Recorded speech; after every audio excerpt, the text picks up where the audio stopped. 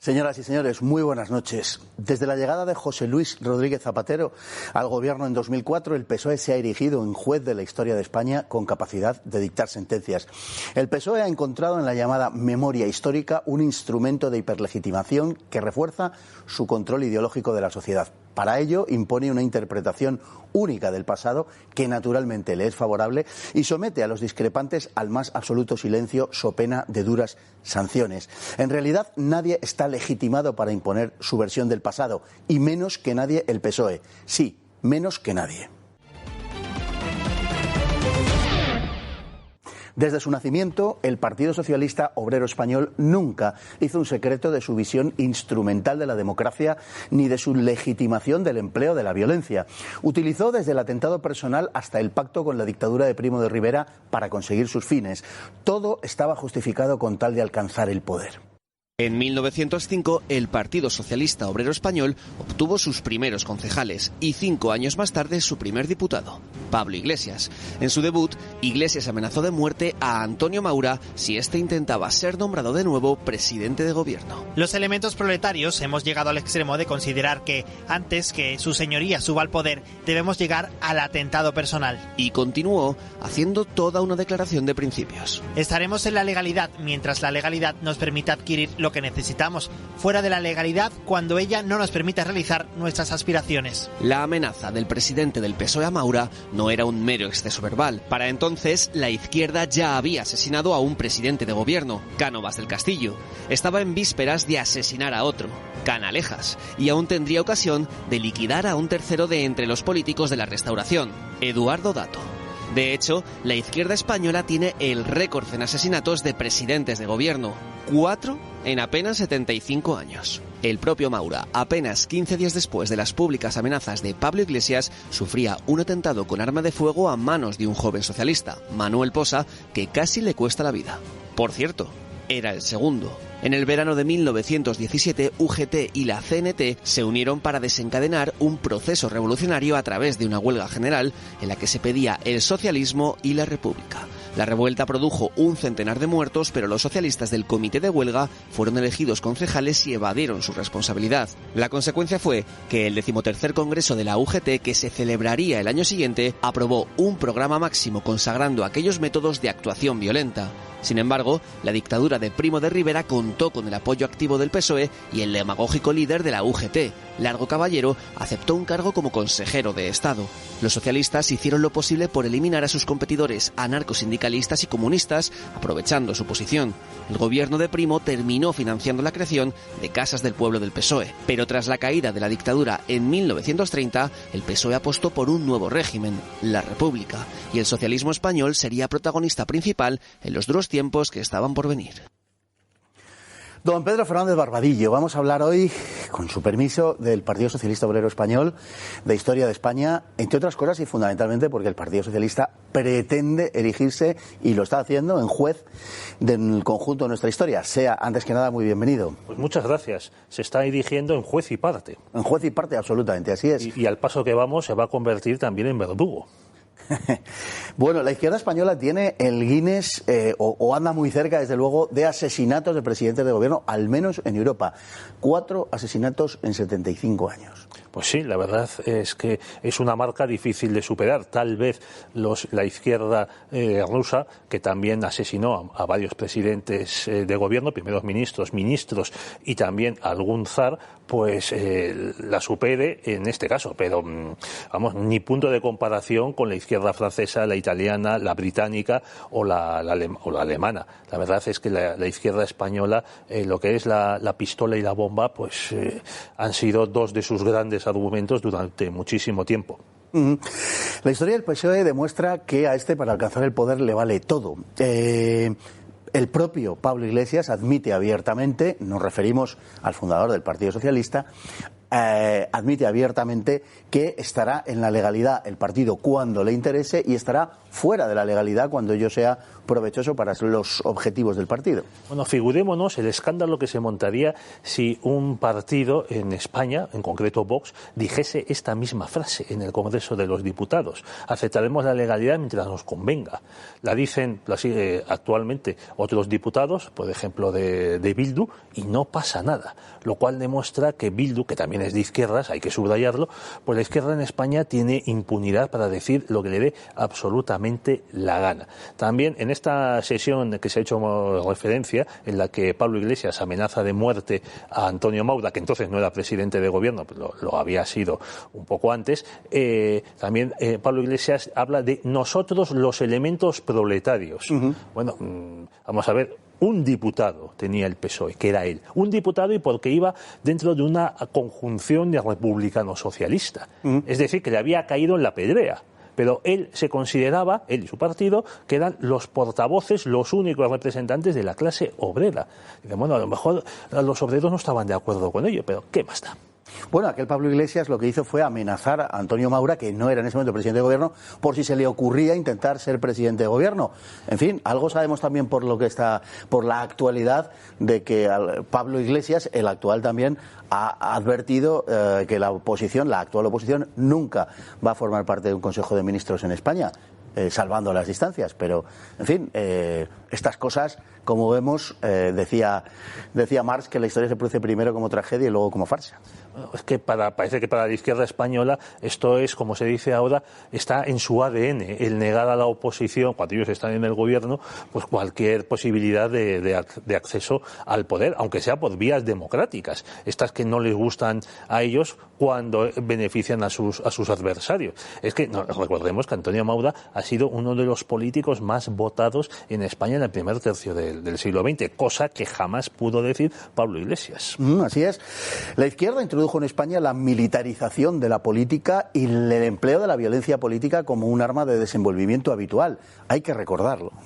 Vamos a ver, a partir del siglo XIX, cuando la política pasa a ser una actividad de masas, pues los diversos partidos tienen pues milicias, bandas, gentuza, que apaliza, que se encarga de llenar las urnas, demás. Pero es en España, con el PSOE, cuando estas fuerzas de delincuentes, porque muchos de ellos eran delincuentes sacados de la cárcel, pues se organizan y se establecen pues precisamente para esto, para dar palizas, para impedir que el adversario haga campaña y desde luego para impedir que los ciudadanos voten a quien ellos les dé la gana. Cuando cae la dictadura de Primo de Rivera en el año 30 y luego el gobierno de Alfonso XIII, porque lo nombra Alfonso XIII, no tenía amparo constitucional, empieza a gobernar, la única organización política que existía era el PSOE, y la UGT, por supuesto, eran los únicos que tenían esas milicias que a partir de la proclamación de la República,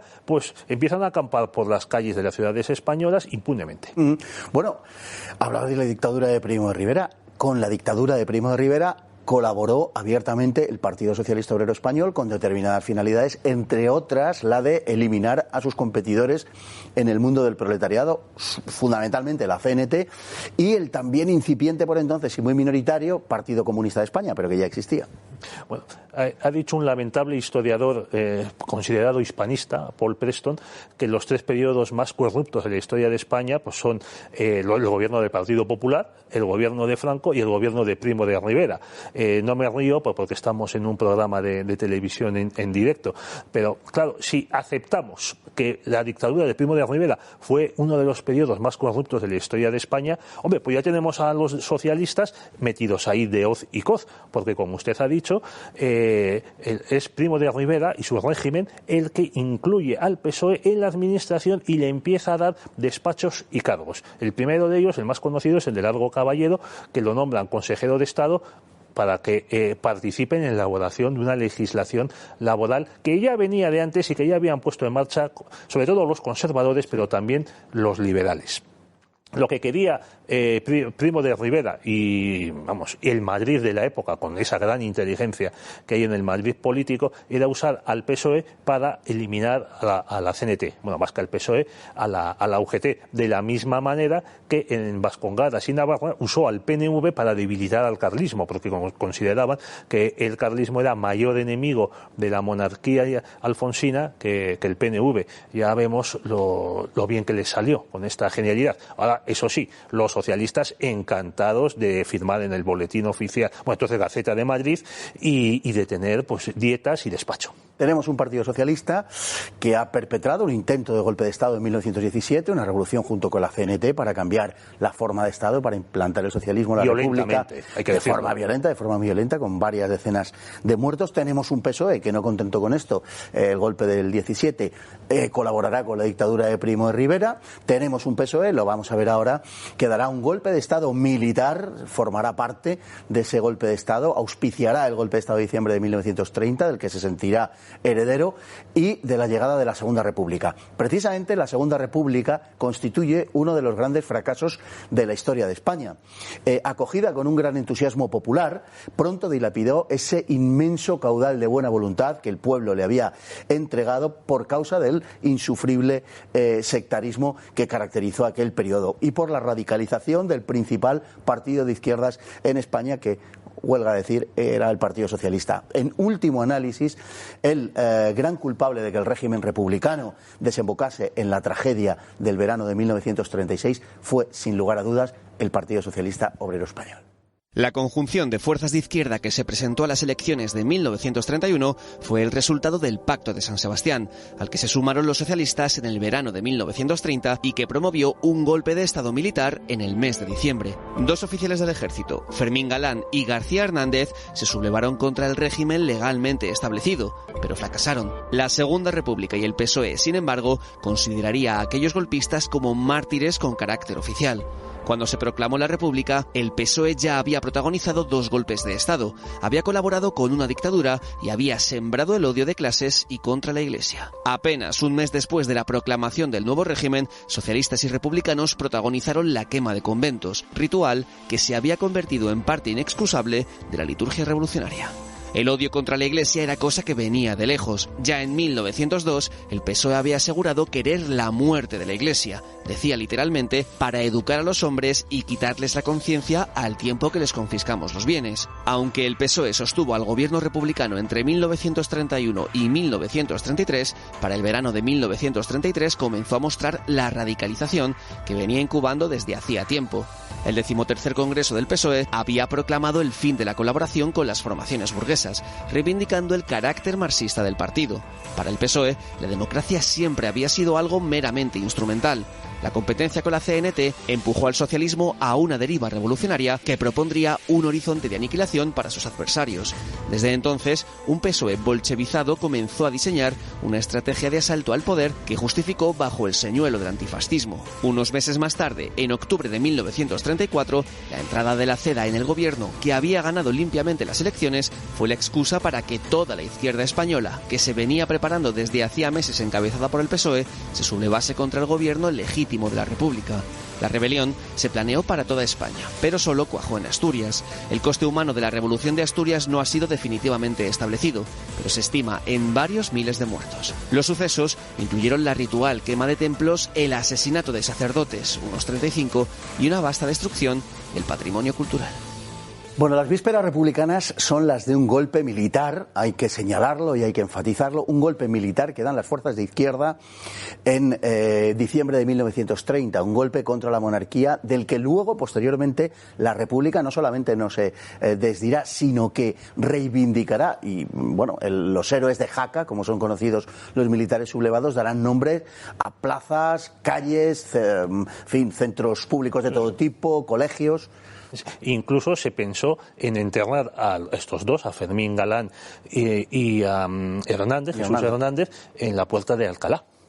cosa que por fortuna se suspendió, porque la verdad esos señores dieron el golpe de Estado en Jaca, y es que encima el bando en el que ellos proclamaban el estado de guerra decían que matarían a cualquiera que hiciese armas contra ellos, y efectivamente lo cumplieron. Mataron incluso a un general que fue a negociar con los dos oficiales, ahí mismo lo mataron, sur le champ, que se dice en francés. Bueno, este es el tipo de gente que quería traernos la República y liberarnos pues del atraso secular español. Bueno, ahí el PSOE estuvo, pues eso, medio sí, medio no, a ver qué pasaba y a ver qué no pasaba. Quienes más se implicaron pues fueron los republicanos burgueses, Casares Quiroga, por ejemplo, Niceto Alcalá Zamora, Miguel Mauda, y aunque fueron detenidos, luego se sometieron pues a lo que Francesc Cambó llamó la peste de los indultos en España. En este caso no fue un indulto, pero fue casi. Pudieron defenderse, convertir su juicio en el Tribunal Supremo en un mitin y salir absueltos. Si no, les habrían indultado. Eso era una constante que se daba en la Restauración y que luego se dio en la Segunda República, cuando el gobierno del Frente Popular indultó a todos los asesinos del año 34. Bueno, ahí estaba el PSOE esperando a ver qué pasaba. Si de la misma manera en que estamos insistiendo en que el PSOE es un partido violento que quiere tomar el poder por la fuerza de las armas, hay que insistir en que la primera elección que gana el PSOE se produce en 1931, las elecciones a Cortes Constituyentes de junio de ese año, cuando, qué casualidad, hay 3 ministros socialistas en el gobierno. Desde que entra Pablo Iglesias en el Congreso en 1910 hasta que Primo de Rivera clausura las Cortes en el 23, en esos 13 años, que hay varias elecciones, el PSOE nunca es ni el primero, ni el segundo, ni el tercer partido más votado de España. Parece que los proletarios no se sentían representados por los socialistas. Lo que sí había hecho el PSOE era sembrar el odio contra la Iglesia desde muy temprana fecha, y todo eso estalla prácticamente un mes después, incluso un poquito menos de un mes después de proclamada la República, en mayo de 1931, caracterizados elementos republicanos y socialistas, pues incendian una enorme cantidad de edificios religiosos en general por toda la geografía española. Sí, y lo hacen, por desgracia, impunemente, con lo que ya empezaba la República a mostrar su verdadera cara ante los católicos, que no habían movido un dedo contra ella. Nadie, absolutamente nadie, criticó la República. Incluso hubo católicos como Niceto Alcalá Zamora y Miguel Mauda que alardeaban de su condición de tales, de su fe, para atraerse a los buenos burgueses que hasta ese momento pues habían estado votando conservador, liberal, o que aplaudían a Primo de Rivera cuando paseaba por la calle. Bueno, pero así es que la izquierda en general, y en el caso español el PSOE en particular, consideran a la Iglesia una competidora por lo que Rodolfo Llopis llamó el alma de los niños. Así es. Y entonces no están dispuestos a que los padres dispongan del derecho a educar como ellos desean a sus hijos, y que esto sea una educación religiosa. Probablemente este odio a la Iglesia se halle en las bases originales del PSOE, las bases culturales, que eran mínimas, pero algunas existían, por la Institución Libre de Enseñanza, y también ese movimiento filosófico tan patético que solo podía cuajar en España, que era el krausismo. No sé si alguien decía, bueno, es como las acacias, que se ha arraigado, no se sabe muy bien por qué, y que no hay manera de que nada superior lo elimine porque es que no aporta nada, usted bien lo sabe, don Fernando. Así es. Bueno, una constante del Partido Socialista en su historia, y en la nuestra, claro, es que cada vez que tiene competencia por la izquierda, sea la CNT, sea el PCE, o lo que está sucediendo también hoy en día, comienza un periodo inevitablemente de desgracias. No para el PSOE, sino para todos. Bueno, es que el PSOE hace como esos revolucionarios franceses que tenían como mandamiento nadie a mi izquierda. Entonces empieza a competir, en este caso con la CNT, en ver quién es más bestia, quién hace las mayores huelgas, quién apalea más gente, quién suspende más obras y quién tira más de pistola. Lo cual demuestra que la izquierda española es más africana o más sudamericana que europea, porque por las mismas fechas, antes de la Primera Guerra Mundial y había diputados laboristas en Gran Bretaña y el laborismo no estaba por la toma violenta del poder, estaba por el reformismo. Y lo mismo le pasa a la socialdemocracia alemana. Estuvo prohibida por Bismarck como tal, aunque había diputados socialdemócratas, y en ningún momento decide pasar a la toma violenta del poder. Incluso cuando cae la monarquía y se llega al armisticio, el canciller alemán Friedrich Ebert, que era socialdemócrata, emplea el ejército para reprimir a los movimientos de extrema izquierda comunistas como los espartaquistas, tanto en Berlín como en Baviera. En cambio, tenemos la desgracia de que la izquierda española, en vez de reprimir a esos, en este caso, cenetistas, que no había comunistas apenas, y demás, no, compite con ellos. Así es, don Pedro. Vamos a continuar después de la publicidad hablando del PSOE durante la República y del PSOE y la Guerra Civil. Lo hacemos, como digo, después de volver de publicidad. Bien, así que tenemos al Partido Socialista con golpes de Estado, revoluciones, colaboración con la dictadura, violencia política. Es la historia del Partido Socialista durante la Segunda República. Precisamente uno de esos episodios, la Revolución de Asturias, pese a su fracaso, se convirtió en un mito revolucionario. Toda la izquierda la reivindicó como un timbre de gloria sin que a nadie le importase lo más mínimo que se tratase de un golpe contra la legalidad, contra la República o contra las urnas. Todo ese argumentario lo elaboraron mucho después cuando fueron otros los que se rebelaron. Ahora se aprestaban a lanzarse otra vez a la conquista del poder. Fue su ambición la que desencadenó la Guerra Civil y fue el PSOE el gran culpable de dicho conflicto. Don Pedro Fernández Barbadillo, vamos a ver, el Partido Socialista gana las elecciones junto con los republicanos en febrero de 1936. Esas elecciones, hay que decirlo, se dice poco porque durante mucho tiempo se ha aceptado que la izquierda ganó esas elecciones y sin embargo no es cierto, no es verdad.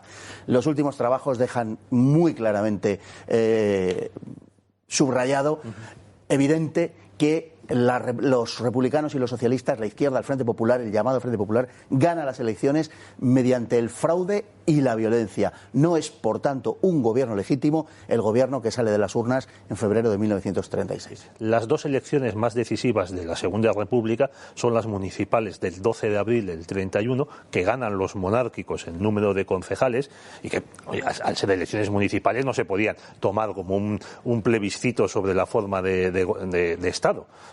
Y luego las siguientes son estas que estamos comentando, las del Frente Popular, porque establecen un gobierno que lleva a España a la guerra. Las primeras, a fin de cuentas, las organizan los listos de los monárquicos y ahí no hay violencia. En cambio, en estas sí. En estas, el Partido Socialista, que era el gran partido de masas de la Segunda República, junto con la UGT, su central hermana, lo tenía todo preparado para que la misma tarde que empiezan los recuentos electorales, en algunas zonas de España, que ellos controlaban, pues provincias del sur, de Extremadura, Andalucía, Castilla-La Nueva, empieza a haber violencia y se empiecen a preñar las urnas, como se decía en la Restauración, a manipular las actas y a quemar papeletas de los partidos del bloque nacional. Bueno, pues eso, como usted dice, se insiste en ello muy poco, pero hay que repetirlo una y otra vez. La izquierda en España llega al poder de manera violenta casi todas las veces. Además, algunos comentaristas, más o menos afectos a la izquierda,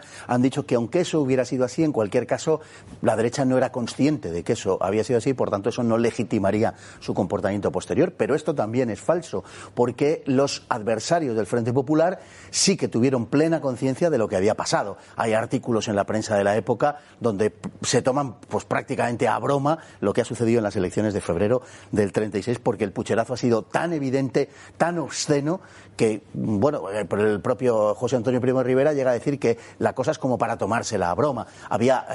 Hubo sustitución de sacas electorales directamente traídas desde las casas del pueblo. En fin, fue una cosa verdaderamente terrible, aunque no hubo que forzar tanto las cosas en la mayor parte de las ocasiones, porque, dada la ley electoral de la República, bastaba con modificar un poquito los resultados para que la mayor parte de los escaños cambiasen de signo. Es que además fue un pucherazo de largo proceso, o sea, no se produjo una sola tarde, porque primero tuvimos la primera vuelta y las protestas fuerzan a Portela Valladares, un cobarde, un miserable, uno de los grandes canallas de la política española por su cobardía, a abandonar el gobierno, donde le había puesto el dedo de Niceto Alcalá Zamora. Este señor no era ni diputado. Niceto Alcalá Zamora le dijo que favoreciese al Frente Popular para que no tuviese tantos votos el Bloque Nacional, que él creía, Niceto, que iba a ganar las elecciones. Ya con un gobierno presidido por Azaña se va a la segunda vuelta.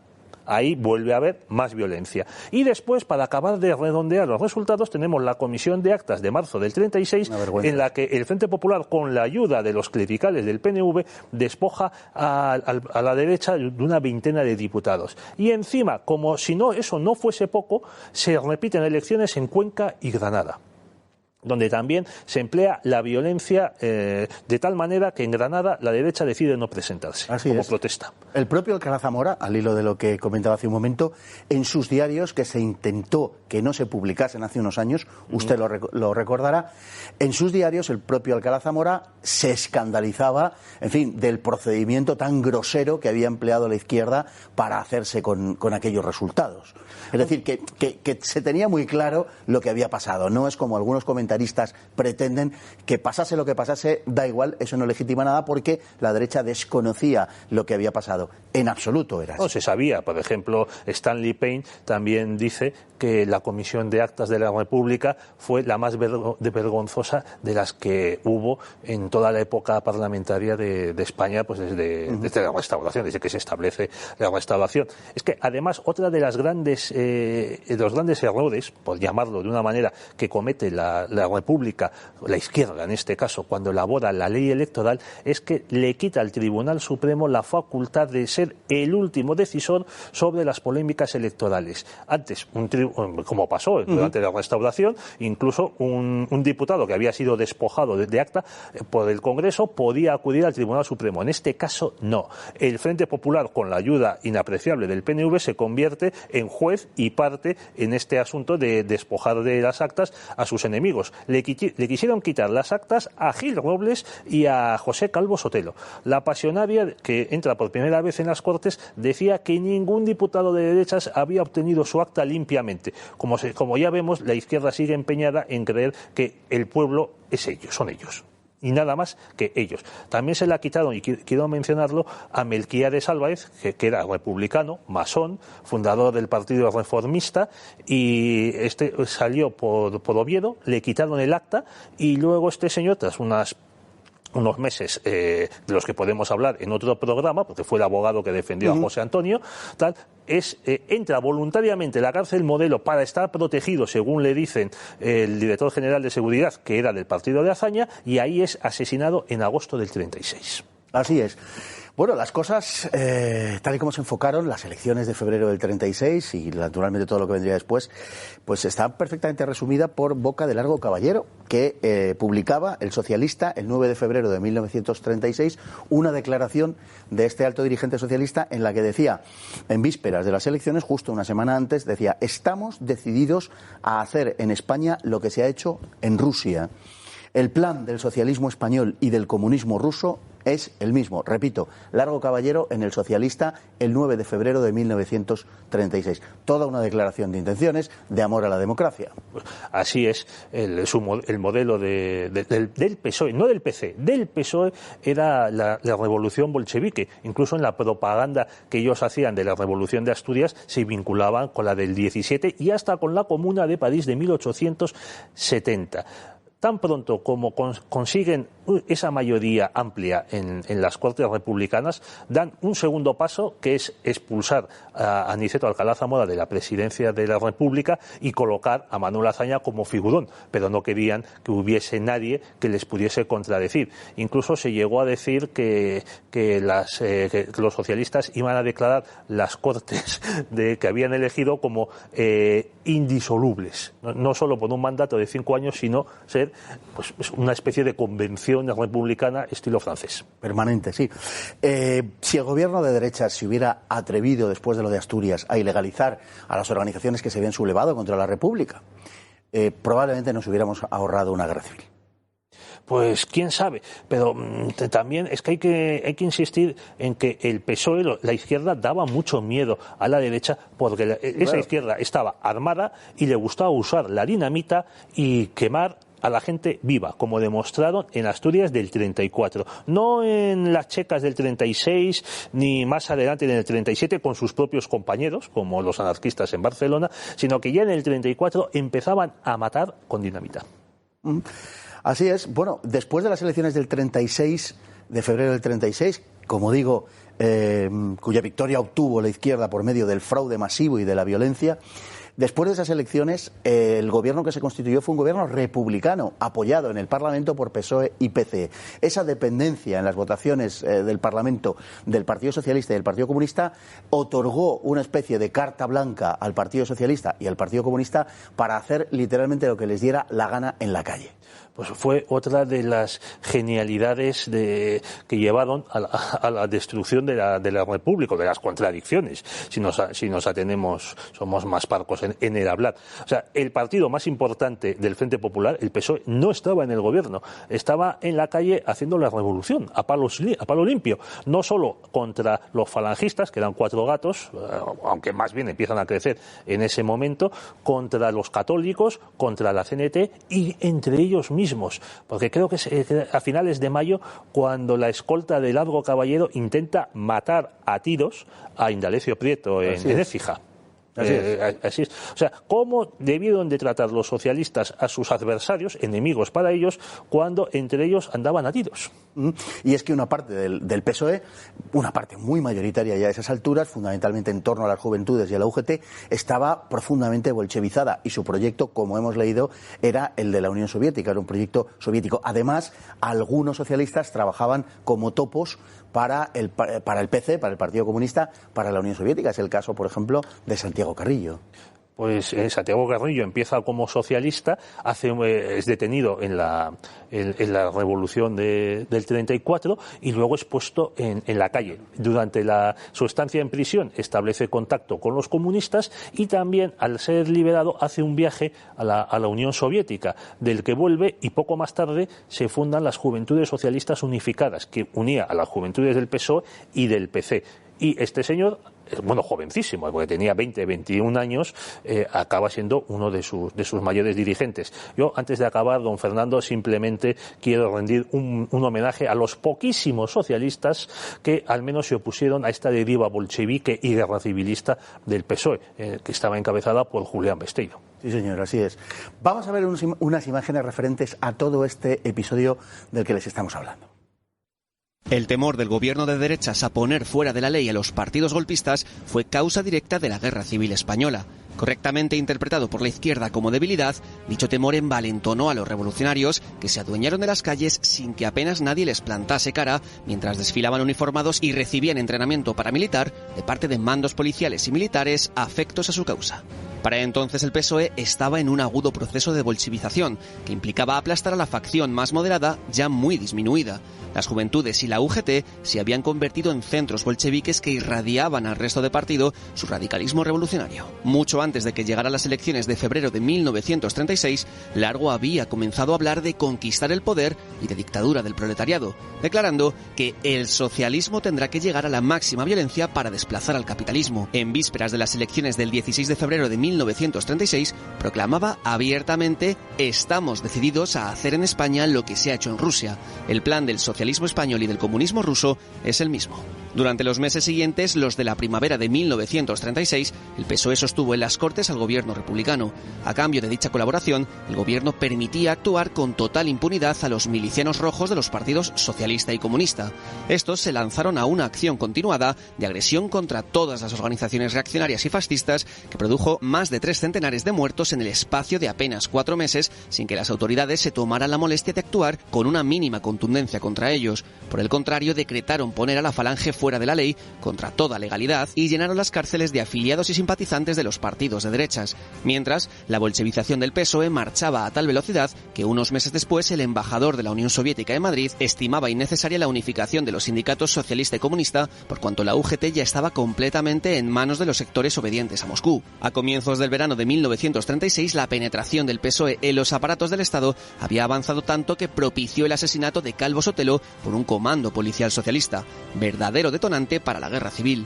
El propio Largo Caballero había anunciado en vísperas de las elecciones que si las derechas ganan las elecciones iremos a la guerra civil. Era la enésima vez que amenazaba con lo mismo. Finalmente, el PSOE tuvo la guerra civil que tanto había hecho por provocar. Las milicias de izquierda, don Pedro, dominaban las calles y a esas alturas, ya en la primavera de 1936, solamente la Falange y en menor medida los tradicionalistas, digo en menor medida porque su número era menor en las ciudades, los tradicionalistas y la Falange eran los únicos que hacían cara a las milicias de izquierda que, como digo, dominaban el panorama a placer. Es que además las milicias de izquierda se mataban entre ellas. Uno de los deportes favoritos de estas milicias era liarse a tiros con los anarquistas. Es decir, las calles en España, pese a lo que dijesen estos historiadores que usted ha mencionado, no eran una pelea de la democracia contra el fascismo amenazante. No, eran una pelea de las izquierdas contra todo lo que se movía. Y de vez en cuando encontraban oposición de los falangistas y tradicionalistas. Y subrayo de vez en cuando porque la Falange era un partido minúsculo y sus juventudes pues todavía más.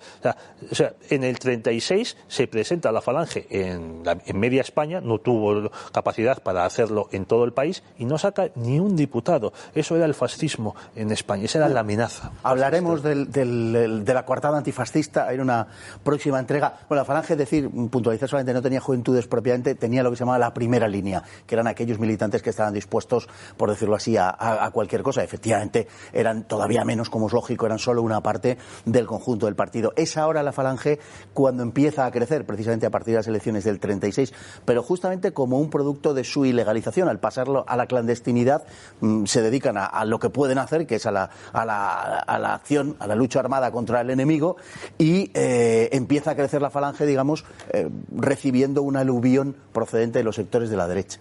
Ha mencionado usted la ilegalización de la Falange. Es así, el gobierno la ilegaliza por sus santas narices. Sin embargo, el Tribunal Supremo luego reconoce que no puede ser ilegalizada. El Tribunal Supremo la ilegaliza. Esto hay que subrayarlo también para estos historiadores hemipléjicos de la izquierda, que es que el Tribunal Supremo dice que la Falange es legal. Así es. O sea, que los estatutos son conforme a la ley y que por tanto la organización es legal, y el gobierno dice que le da lo mismo y que la Falange tiene que ser ilegalizada. Bueno, menuda democracia era la de España, sí, en 1936. En el vídeo se ha mencionado una frase de Largo Caballero previa a las elecciones de ese mes de febrero, en la que decía que si ganaba la derecha ellos irían a la guerra civil, las izquierdas. Bueno, es que la guerra civil era una obsesión de este señor semianalfabeto, también hay que subrayarlo, un hombre carente absolutamente de cultura, un cenutrio, y que porque ya amenazó con una guerra civil en el caso de que se disolviesen las Cortes Constituyentes antes de tiempo, que tampoco se dijo muy bien cuándo tenía que haber acabado su tarea. Y esto creo que fue la primera vez que él amenazó con esto en septiembre del 1931. Así es, don Pedro. Tendremos ocasión de retomar este asunto, como le comentaba antes, la coartada antifascista y el despliegue de la violencia en los primeros momentos de la guerra civil y el robo y el saqueo a capitales públicos y privados por parte del Partido Socialista, el mismo que nos quiere imponer ahora la memoria histórica. Muchas gracias, don Pedro. El lunes próximo, Dios mediante, continuaremos y nos vamos ahora con la frase del día, que naturalmente tiene que ver con esto y que dice así: cuando los que mandan pierden la vergüenza, los que obedecen pierden el respeto. Christoph Lichtenberg. Muy buenas noches.